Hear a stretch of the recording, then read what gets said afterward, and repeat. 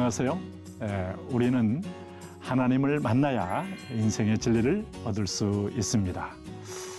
쉽고도 정확하게 또 알차고 재미있게 하나님의 말씀을 가슴 깊이 새기는 시간, 소문난 성경교실의 박인영 목사입니다.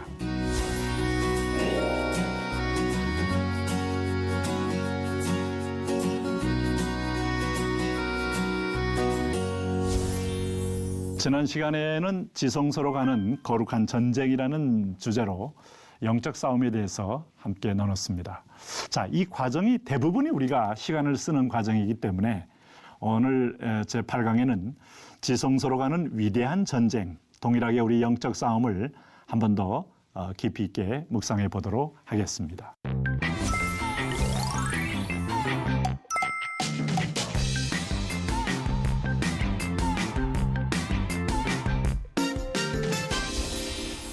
자, 오늘 여러분 8번째로 우리가 함께 만나는 시간에 지성소로 가는 위대한 전쟁이다.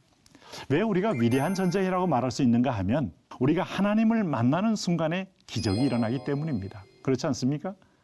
여러분의 이름이 생명체에 기록되기도 하고, 왜 성경은요 남은 자의 역사라는 거 아시나요? 남은 자의 역사.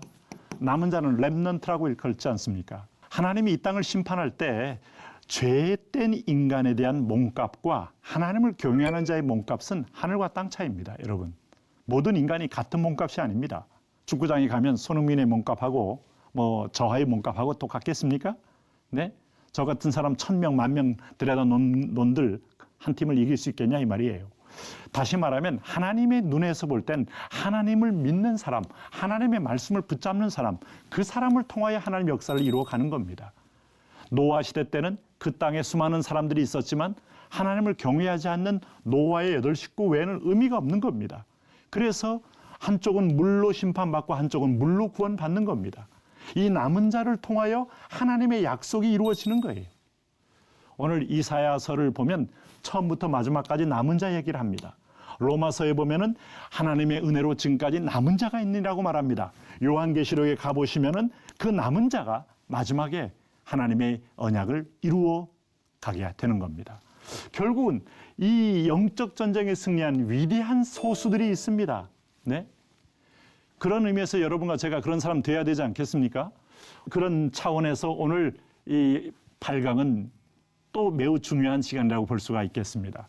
첫째로, 기도의 제물이 되는 것에 이르는 길은 자신을 치는 영적 싸움이라는 사실을 기억을 해야 합니다. 우리는 예수님의 기도의 모델을 계속해서 기억을 해볼 필요가 있습니다. 자, 누가복음 22장에서 예수님이 마지막 감람산 십자가 지시기 직전에 그 구분응선에서 했던 기도, 거기에는 모든 사단의 총 공격이 있었습니다. 마지막 순간에는 예수님 자신 속에 죽음에 대한 두려움, 또 죽음에 대한 고통, 이런 것들로 인해서 예수님도 결코 이 잔을 내게서 지나가게 해달라는 기도를 할 수밖에 없었죠. 그렇지만 예수님의 승리한 내용은 뭡니까? 자기 의지로 자원해서, 이게 참 중요합니다. 하나님 우리에게 하나님의 형상 가운데 영성을 줬는데, 영성 중에 하나의 중요한 하나의 그 하나님의 형상 중에 하나가 프리윌입니다. 자유의지예요, 의지. 여러분, 최종적 결정은 내가 하는 겁니다. 그 결정에 대해서 내가 오히려 순종하지 아니하면 오늘 그 책임이 내게 있는 겁니다. 그래서 상급도 있고 심판도 있는 거예요. 오늘 신명기 28장에 너희 앞에 축복의 길과 저주의 길이 줬다? 우리의 선택에 의해서 달라지는 겁니다. 여러분, 여호수아서 24장에서 여호수아가 무대를 퇴장하면서 마지막 던진 말이 뭡니까? 너희 섬길 자를 택하라. 너희가 가나안의 많은 신들이 너희의 진짜 하나님처럼 된다면 그를 택하지만은 나와 내 집은 여호와만을 택하겠노라. 오늘 사사시대에 우리가 보여주는 것이 뭡니까? 선택하라는 겁니다. 그런 의미에서 보면 예수님도 자유의지를 가지고 스스로 그러나 나의 원대로 마옵시고 아버지의 원대로 되기를 원하나이다 하는 위대한 선택을 했다 이거죠. 그런 면에서 볼 때 여기서 힘쓰고 애써라는 의지적 결단이 있더라 이거죠. 의지적 결단. 네? 여러분, 중독 증세 있는 사람들 상황이 어떻고 여건이 어떻고 그래서 끊어지는 것도 있지만 최종적인 건 자기가 결단해야 됩니다. 담배 끊는 거 자기가 결단해야 됩니다. 마약에 취한 사람도 자기가 결단해야죠, 나중에. 하나님은 도와줄 수 있지만 최종 결단은 자기가 하는 겁니다. 그래서 힘쓰고 애쓰셨다. 게노메너센 아고니아라는 말이 온 힘을 다해 싸운다는 것을 의미합니다. 자, 사도 바울은 기도에 관하여 설명할 때마다 싸우다는 말을 썼습니다. 이 스트러글 하는데 싸우는데 어떤 정도로 싸우는가 하면 레슬링을 하듯이 싸운다는 거예요. 레슬링. 그래서 아고니조마이란 말은 아고니제 아주 싸우다 하는 말에서 나는데 필사적으로 애쓰다 하는 데서 유래한 말입니다. 이 말을 기도라는 단어에 사용했어요. 자, 디모데전서 6장 12절 말씀에는 믿음의 선한 싸움을 싸우라 할 때 파이터라는 말은 아고니조마이. 네. 이 싸우는데 어떻게 싸워요? 여기 골로새 4장 12절 말씀 보세요. 그리스도 예수의 종인 너희에게서 온 에바브라가 너희에게 문안하노니라. 그가 항상 너희를 위하여 애써 기도하여. 에바브라도 동일하게 나처럼 너희를 위하여 애써 싸웠다 이거예요. 기도. 여러분, 기도의 싸움이 뭐겠습니까? 아까 그 성소 뜰에서의 싸움이에요. 오늘 여기서 이 문을 들어가서 번제단과 물도망 사이에 여기 회개의 싸움입니다. 회개의 싸움이 가장 고통스러워요. 자기 부인의 시간이니까. 여러분, 자기가 자기 죄를 토설하는 게 쉽습니까? 절대 쉽지 않습니다. 나는 의롭다는 거예요. 나는 할 수만 있다면 나는 뭐 별로 죄를 안 졌다는 겁니다. 그래서 여러분, 오늘 상대방 만나도 네가 문제고 네가 잘못했고 네가 이런 결점이 많고 전부 그 얘기만 하기 때문에, 심지어는 부부간에도 그렇게 말하지 않습니까? 그렇기 때문에 오늘 하나님의 성령이 조명하지 않으면 내가 나를 볼 수가 없어요. 하나님의 말씀의 거울로 보는 겁니다. 남과 비교해서는 나를 발견하기도 어려워요. 그럼 거짓된 자기 발견입니다. 그러므로 이걸 하기 위해서는 자기 부인이에요. 하나님, 나는 죄인입니다. 이 말 자체가 얼마나 자존심 상하는 말일까요? 그런데 하나님의 은혜 앞에 서면 이 말을 하지 않을 수가 없어요. 네? 성령의 이 조명 앞에 서면은 밤을 새도록 이런 토설과 기도를 하게 됩니다. 성령님께서 우리에게 조명하시는 거예요. 일루미네이션 하니까 우리의 실체가 보여지는 겁니다. 하나님 말씀 우리에게 거울이라고 말했어요. 그러므로 이 애써 기도할 때 하나님이 모든 뜻 가운데서 완전하고 확신 있게 서기를 구하나니, 그런 면에서 보면 예수님도 좁은 문이라는 표현을 썼지 않습니까? 예루살렘 성에는 문이 한 10개가 있어요. 그중에 8개가 좀 사용됐는데 개선문이 있고 또 양떼를 대고 양문이 있고 그다음에 고기를 싣고 나는 어문이 있고 그다음에 이 예루살렘의 성의 사람들의 이 배설물을 치우는 분문이 있고, 그런데 그 가운데서 이름도 없는 자그마한 문이 이 성문 곁에 하나 있었습니다. 주님은 이 사람들이 볼 때도 이 문으로 들어가라는 거예요. 지금도 이집트의 콥틱교회 가면요, 카이로에 이런 교회 속에 이런 문이 하나 있어요. 거기는 머리 숙이는 자만 들어갈 수 있다고 해서 완전히 기어야 들어갑니다. 들어가 보면 교회의 아름다움이 나와요. 근데 거기에 참 성경적인 의미를, 그 문에다가 의미를 부여했더라고요. 좁은 문으로 들어가기를 힘쓰라. 우리가 성소 뜰에 들어가는 문은 10규빗 10m라, 20규빗 10m라 그러면 여기 하나님의 성소에 들어가는 건 5m요. 반으로 줄어듭니다. 하나님의 지성소에 들어가는 것은 휘장으로 가려져 있어요. 마지막까지 들어가서 하나님을 뵙는 작업을 하셔야 하는 겁니다. 그러므로 기도를 위해 우리는 싸울 것이 있습니다. 아고니자마인데 뭐와 싸울까? 하나님과 싸우는 게 아닙니다. 자기 죄와 싸우는 겁니다. 죄와. 죄는 히브리서 12장 1절에 뭐라 그랬습니까? 얽매기 쉬운 죄와 거역한 자, 적대적인 세력, 죄와 싸우되 피 흘리기까지 싸우지 않았는데 피 흘리기까지 싸우라는 거예요. 놀랍지 않습니까?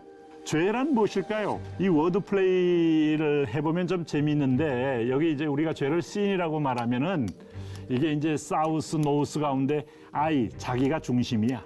천상천하 유아독전이야. 자기 중심주의, 이게 죄성입니다. 우리는 절대로 이 세상의 주인이 아닙니다. 피조물입니다. 창조자가 계시고 주인이 계시고 종입니다. 여러분, 통치자가 계시고 우리는 그의 백성입니다. 우리는 그분의 대사입니다. 그러므로 우리가 오늘 이 주인을 일으키는 정체성 회복이 이게 바로 회개예요. 정체성 회복. 근데 사단은 정체성을 잊어버리고 내가 하나님처럼 될 거다. 끊임없는 이 메시지를 가지고 우리를 시험해 오고 유혹해 온 거예요. 그런 면에서 볼 때 회개는요, 하나님 말씀 앞에 겸손한 자만 할 수 있어요. 그래야 성서로 가는 문이 열린다 이 말이에요. 죄가 뭘까요? 로마서 1장 28절 말씀 보니까 불의와 추악과 탐욕과 악의와 시기와 살인과 분쟁과 사기와 악독과 교만과 자기 자랑과 배약과 무정, 이게 바로 자기가 중심이라는 거 아니겠어요? 네? 내가 주인이면요, 내가 진짜 주인이면 이건 죄가 될 수 없어요.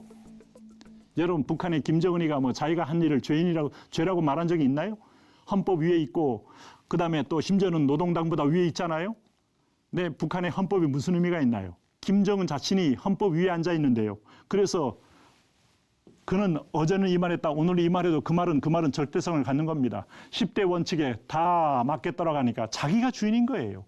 오늘 그런 나라에서 본인이 죄인이라고 말할 수 있나요? 내가 잘못했다고 말할 수 있나요? 법치주의 하에서는 대통령도 감옥도 가고 총리도 감옥도 가지만 오늘 유일한 절대 권력 앞에는 무슨, 여러분, 그게 법에 어긋났다고 자기가 무슨 스스로 죄인이라고 말한 적이 있나요?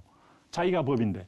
이게 인간이 하는 짓이에요. 그러므로 인격적으로 회개할 줄 알아야 돼요. 이 말은 좀 쉽게 얘기하면 우리가 보통 인격을 지정이라고 모형적으로 설명하지 않습니까?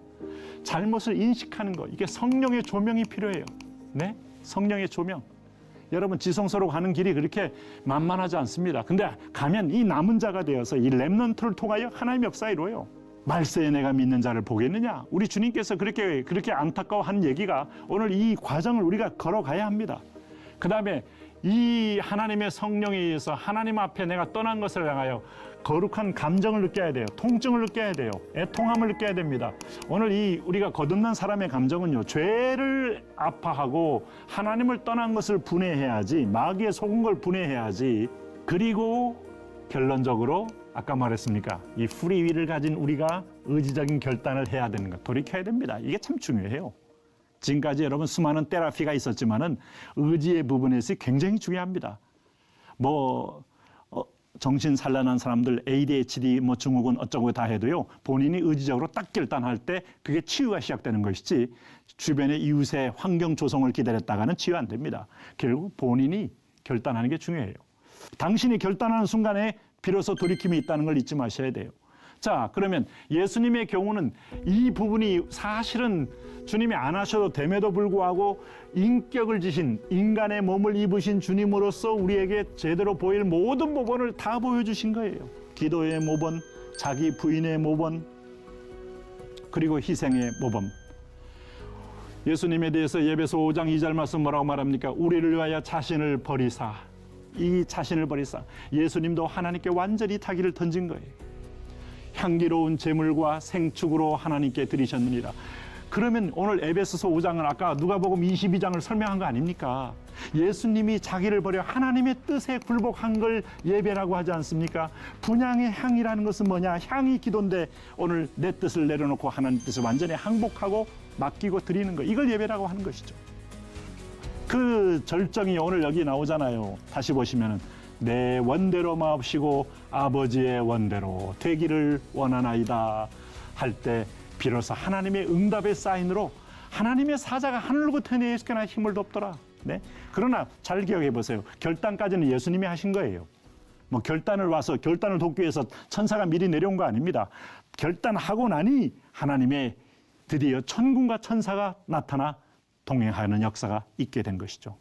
우리의 싸움은 죄와 자기의 의와의 싸움인 거예요. 네? 하나님의 의가 디카이오 순에, 하나님의 의, 이게 드러나느냐, 자기 의가 드러나냐, 이 싸움입니다. 자, 그런 면에서 예수님의 삶은 제물로 드림이 되었다. 그러면 예수님께서 제일 중요한 것은 성전이 자신이기 때문에 예수님이 성전을 정화하시는 그 사건을 볼 때 여기서 강렬한 메시지를 품고 있는 겁니다. 마가복음 11장 15절에서 18절 말씀 보면 예수님의 성전 정화, 성전 안에 들어가 보시니까 성전에 매매하는 자들이 있습니다. 돈 바꾸는 자들이 있습니다. 상과 비둘기 파는 자들이 있습니다. 이 사람들 뭡니까? 제사하러 오는 사람들 대상으로 해서 돈을 취하는, 이익을 취하는 사람들 아니겠어요? 돈 바꾸는 사람은 환전상입니다. 자, 유대인 돈으로만 드려요. 그 다음에 오늘 성전에서 매매하는 건 뭡니까? 비둘기 파는 자들 뭡니까? 이거 서민들의 등골을 빼먹는 사람들이에요. 네? 오늘 여기 상과 비둘기 파는 자들의 의자, 이게 그들에게 이 비둘기 팔아서 돈을 취하면서 제사를 드리도록 하는데 멀리서 6월절에는 소위 말해서 열방에서 다 오기 때문에 이들이 그들로 인하여 예배 대신에 이걸 통하여 자기의 이익을 취하는 자들의 이익을 취하는 자들. 네? 하나님의 예배가 내 이익의 도구가 된 자들입니다. 주님 보실 때 이런 사람을 뒤집어 엎은 겁니다. 교회가 내 이익을 위한 장소가 될 수 없어요. 예배가 나의 이익을 위한 수단이 될 수 없어요. 죄송한 얘기지만 목사도 단순히 벌이를 위해서 목회한다면 사꾼이란 말을 씁니다. 사꾼 목자가 되지 말아라. 뭐 정당한 생활비를 받는 걸 말하는 게 아닙니다. 이게 목적이 되면 안 돼요. 목적이 되면. 네? 소명이 이끌어가는 사람, 목적이 이끌어가는 사람. 네? 왜 삽니까, 여러분? 우리가 끌려다니는 사람도 사는 인생이 있지만 목적이 이끌어가는 인생이 있잖아요. 그래서 예수님은 물건을 가지고 성전 안으로 지나다님을 허락지 아니하시고 이에 가르쳐 이르시되 기록된 바 내 집은 만민이 기도하는 집이라. Prayer house for all nations예요. 열방을 위한 기도의 집이요, 만민이 와서 기도하는 집이요. 참, 이 집은 열방의 하나님과 소통의 통로라 이거죠. 자, 구약에서 여러분 오늘 성소는 이 땅에서 하나님 만나는 유일한 장소라고 하지 않았습니까? 그래서 단일 성소만 있는 거예요. 딴 데 절대로 다른 데서. 그래서 북이스라엘이 이 베델에다가 단을 세울 때 하나님은 심판하신 겁니다. 오늘 여기 예루살렘 실로에서만이 이 하나님을 성전 하나만 있는 겁니다. 그래서 북이스라엘도 분단됐지만 여기 와서 예배를 드려야 돼요. 여로보암이 이거 싫어서 자기가 따로 만들었잖아요. 그래서 하나님이 심판한 겁니다. 이 성소가 살아있어야 삽니다. 이분이 누구냐? 이 성소는 건물이 아니고 이제는 인격이신 예수 그리스도요. 이 예수님은 너희가 하나님의 성전이다 그러잖아요. 너희가 이제 우리 중심 속에 그리스도가 와 계시기 때문에 여러분이 각자 성소예요. 안 뚫리면 의미 없어요. 분향의 향이 일어나지 않으면 쾌쾌한 냄새 납니다. 사망의 냄새, 저주의 냄새, 죽음의 냄새. 이제 여러분 냄새에 민감해지셨죠? 우리가 먹고 살기 힘들 때는 냄새에 별로 신경 못 썼어요. 그런데 이제 조금 먹고 살만 하니까 집안에도 냄새 신경 써가지고 뭐 이것저것에다가 뭐 향도 갖다 놓고 막 그러시더라고요. 그런데 여러분 보세요. 정말 몇 개월 동안 씻지 않고 그리고 나서 온갖 머릿속은 막 떡이 져 있고 이런 분들 여러분 내 차에 한번 탔다고 생각해 보세요. 냄새 때문에 제가 알고 있는 선교사님 한 분은 그런 분이 한번 차에 태워서 가는데 아무리 자기가 그냥 막 마음을 열려고 해도 그 추운 겨울에 창문 다 열고 갔대잖아요. 네? 냄새는 견딜 수 없는 겁니다. 하나님이 우리를 흠양할 때 향기로운 생축이 되셨다는 예수님은 왜 향기로운 향축이 됐을까요? 완전히 자기를 비우고 주의 뜻을 이루는 기도를 올렸기 때문에 분향의 향이 되신 겁니다. 분향의 향. 그래서 여러분 우리가 기억을 하셔야 됩니다. 성전은 예수님의 몸이기 때문에 이 성전을 헐라 내가 사흘 동안 일으키리라고 하셨는데 이 말씀은 자기 육체를 말씀하신 것이다 할 때 이제 이 성전의 모습이 성도들의 몸이라고 했잖아요. 고린도전서 6장 19절에 너희 몸은 너희가 하나님께로부터 받은 바 너희 가운데 계신 성령의 집인 줄을 알지 못하느냐. 너희는 너희 것이 아니니라. 그럼 이 집은 뭐예요? 만민을 위한 기도의 집이 돼야 돼요. 기도. 여러분 믿음은 기도라고 말씀드렸죠. 기도 외에는 이런 요가 나갈 수 없죠. 기도를 통하여 하나님과 소통을 하고 대화를 하고 하나님의 뜻이 나를 통해 이루어지는 것이죠. 너희가 하나님의 성전인 것과 이걸 알지 못하느냐 이겁니다. 성전이라고 하면서 이게 닫혀 있는 사람은요 존재 의미가 없어요. 성도라고 하는 말을 쓸 때는 함부로 쓰는 거 아닙니다. 오늘 우리 속에 성전이 24시간 하나님께 항상 기뻐하라, 쉬지 말고 기도하라, 범사에 감사하라. 이 성전이 하나님과 소통의 이 영이 문이 열려 있어야 됩니다. 그런 의미에서 보면 예수님은 자신을 제물로 드리기 위한 과정이 뭡니까? 출생할 때부터 주님을 뭐라고 말합니까? 예수님이 가이사랴 빌립보에서 수많은 이 만신전에 수많은 이 신당이 있는 자리 앞에서 주님은 딱 홀로 서가지고 예수님이 딱 쓰셔서 지금 베드로에게 지금 질문하는 거예요. 베드로에게 너희는 나를 누구라고 하느냐? 라고 말했을 때 베드로가 여기서 말을 하잖아요. 주는 그리스도시요 살아계신 하나님의 아들이시니이다. 그리스도. 이게 히브리어는 메시아입니다. 헬라어로는 그리스도입니다. 기름 부음을 받은 자. 기름 부음은 여러분 누가 받습니까? 왕, 선지자, 제사장 받는데 이 기름 부음의 목적이 뭔가 하면 아름다운 향이 되게 하기 위하여. 그러면 우리가 이 그리스도를 믿는 사람을 그리스도인이라고 하는데 우리가 본질적으로 하나님의 기름 부음으로 하나님 앞에 향기로운 향축된 삶을 드리기 위하여 그렇게 믿으셔야 돼요. 다시 말하면 여러분, 예수님은 세례요한에게 세례를 받을 때 하늘로부터 성령의 기름 부음을 받습니다. 기름 부음의 뜻은 여러 가지가 있어요. 자, 우선 선택했다는 뜻이 있어요. 하나님 우리를 선택했습니다. 그 다음에 이것은 하나님의 향으로 드리는 헌신의 의미가 또 있게 됩니다. 자, 여기 누가복음 4장에 보시면은 가난한 자에게 복음을 전하게 하시려고 내게 기름을 부으사, 성령을 부으셨다는 거죠. 성령님과 기름 부으면 동의어로 쓰는 것이 있죠. 나를 보내사 포로된 자에게 자유를, 눈먼 자에게 다시 보게 함을 전파하여 눌린 자를 자유케 하고, 하나님의 일을, 예수님의 일을 위하여 선택을 받고 메시아로서 이 땅에 보내심 받으셨어요. 그리고 나서 마지막 순간에는 그 자신이 오늘 사람을 대신하여 헌신된 향이 되기 위하여 십자가에 죽으신 겁니다. 이 그리스도의 길을 따라가는 거예요. 누구든지 나를 따라오려거든 자기를 부인하고. 그래서 좁은 길이라고 말하는 겁니다. 좁은 길이지만 영광이 있는 것이죠. 예수님은 십자가에 죽으시기 전에 베다니 시몬의 집에 가서 초대를 받습니다. 근데 여기서 이상한 일이 벌어집니다. 요한복음 12장 보니까 마리아는 지극히 비싼 향후 순전한 나다 한 근을 가져다가 예수의 발에 붓고 자기 머리털로 그의 발을 씻으니 향유 냄새가 집에 가득하더라. 가룟유다가 여기서 노발대발했죠. 이 300데나리온 되는 것을 가난한 자에게 주면 이게 여러분 한 3, 4천만 원 합니다. 이게 요즘 돈으로 환산하면. 그러니 뒤집어졌죠. 근데 저가 힘을 다하여 내 몸에 향유를 부어 내 장사를, 내 죽음을 하나님께, 이 자체가 이미 향기로운 제사였다는 거예요. 제사. 기름 부음. 아까 말씀한 것처럼 정리해보면 존경의 의미요, 성별의 의미요, 그 다음에 오늘 제사장에게 붙는 것이요, 예언자에게 붙는 것인데, 이런 선택받은 소병자에게 줬는데 오늘 성전된 우리에게도 이런 기름 부음으로 주님은 단순히 그럼 선택해서 특권만 누리라는 게 아니고 향기로운 향의 제사가 되라는 겁니다. 네? 그래서 오순절 성령의 기름 부음은 바울, 베드로, 스데반 다 순교의 제물이 되지. 여러분, 천국을 위해서 죽을 각오 되셨나요? 그래야 향기가 납니다. 네? 마지막까지 여러분 땅에 거 붙들고 있다가 벌벌 떨다가 쓰지도 못하는 100억 통장 붙들고 있다가 죽어보세요. 그 돈 가지고 나머지 자녀들이 싸움 나고 대판, 여러분은 지옥이 되는 광경을 보기를 원하시나요? 하나님의 나라를 아름답게 드리면 향이 나잖아요. 향이요. 향과 여러분 오늘 악취는 여러분 다른 겁니다. 네? 이게 삶으로 들은 예배예요. 항상 우리를 그리스도 안에서 이기게 하시고 우리를 말미암아 각처에서 그리스도를 아는 냄새, 향을 나타내시는 하나님께 감사하노라. 얼마나 여러분 이 복된 냄새입니까?